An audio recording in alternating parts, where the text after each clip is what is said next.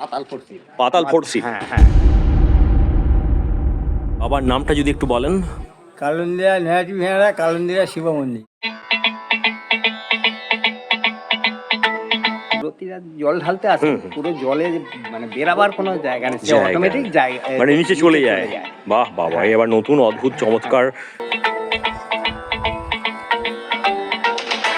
কিরম কি খরচা হচ্ছে? আমার বহু টাকা, 1.5 কোটি টাকা।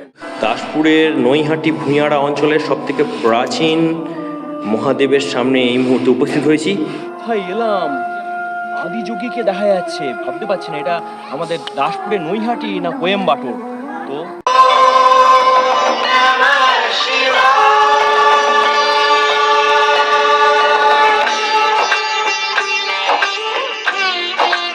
জয় বাবা কালুন্দি রায়।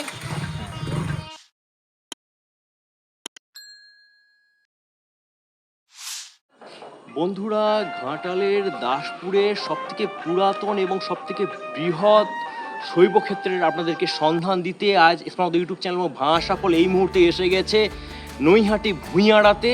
আর যারা যারা এই অঞ্চলের আশেপাশে রয়েছেন অবশ্যই ভিডিওটাকে সাপোর্ট করবেন এবং শেয়ার করবেন, এটা আশা রাখবো। আপনাদেরকে দেখিয়ে দিচ্ছি 1.5 কোটি টাকা, প্রায় 1.5 কোটি টাকা খরচা করে এই ধরনের একটা নতুন শিব মন্দির তৈরি করা হচ্ছে, আর সেটাই আজকে এক্সপ্লোর করার জন্য এসে গেছি। তো পুরো ভিডিওটা দেখতে থাকুন, আশা করি ভালো লাগবে। মন্দিরের গর্ভগৃহে শিবপুরাণের বিভিন্ন কাহিনীকে চিত্রিত করা হয়েছে।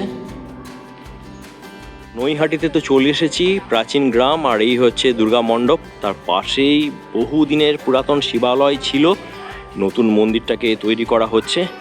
আমি এগিয়ে যাচ্ছি, এই পাশে অনেক প্রবীণদেরকে আমি পেয়ে গেলাম। মেসমশাই, দুটো কথা জিজ্ঞেস করব এই মন্দির নিয়ে, যেহেতু পাশেই বসে রয়েছেন।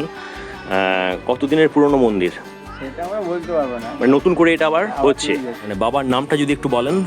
কালুন্দিয়া নেহাটি ভেড়া কালুন্দিয়া শিব মন্দির। কালিন্দিরায় শিব মন্দির খুব খুব জাগ্রত, আমরাও শুনেছি।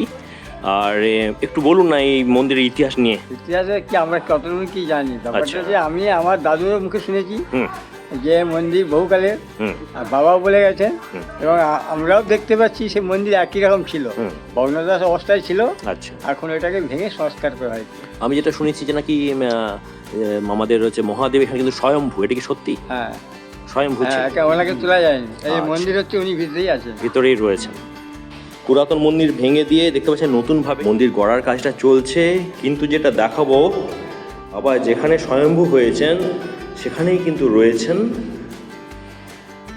দাসপুরের সব থেকে বড় শিব মন্দির। এই মুহূর্তে তার কাজটা চলছে, আর এই পুরনো আটচালা আপনাদেরকে দেখিয়ে দিচ্ছি। তার ঠিক পাশেই নন্দীকে মুহূর্তে সরিয়ে রাখা হয়েছে। এই সেই প্রাচীন বকুল গাছ, যাতে কিন্তু ফল ধরে না। আবার যেটা বলছি, ফল ধরে না এই বকুল গাছ। আমি ওপাশটায় চলে যাচ্ছি, আরও বেশ কিছু তথ্য আমার সঙ্গে শেয়ার করে নেবো। এই অ্যাকচুয়ালি বলতে গেলে এটা একটা স্পিরিচুয়াল ল্যান্ড।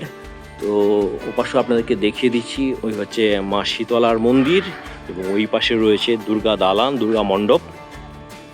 আর এই দেখুন মা অন্নপূর্ণার মন্দিরও রয়েছে। পাতাল ফোর্ট শিব। হ্যাঁ হ্যাঁ।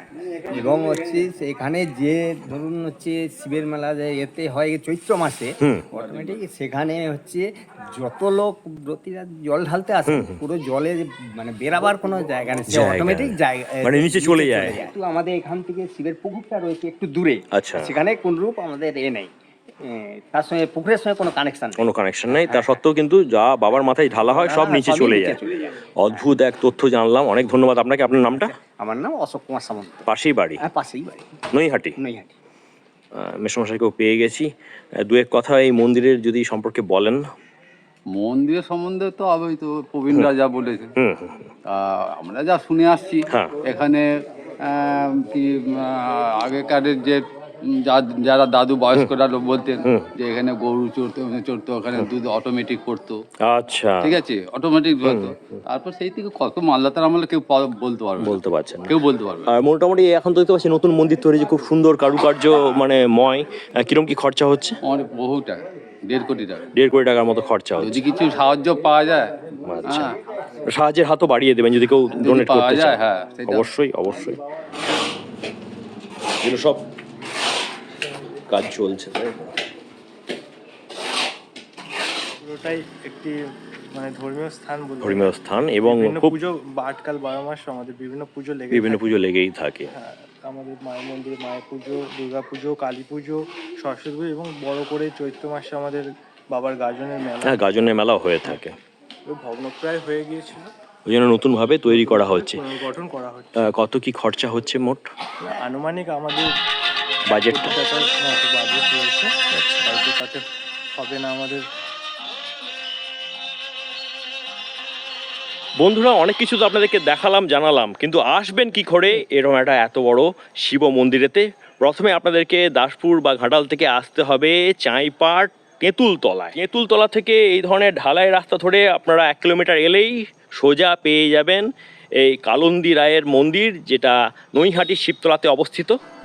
দাসপুরের চাঁইপাটের ভেতরে নৈহাটির এই ধরনের প্রত্যন্ত গ্রামেতে এত বড় একটা শিব মন্দির মাথা তুলে দাঁড়াচ্ছে, দেখে ভালো লাগছে। আর কিছুদিন পর হয়তো উদ্বোধন হবে, তার আগে দেখতে পাচ্ছেন কাজটা একদম সুঠামভাবে চলছে।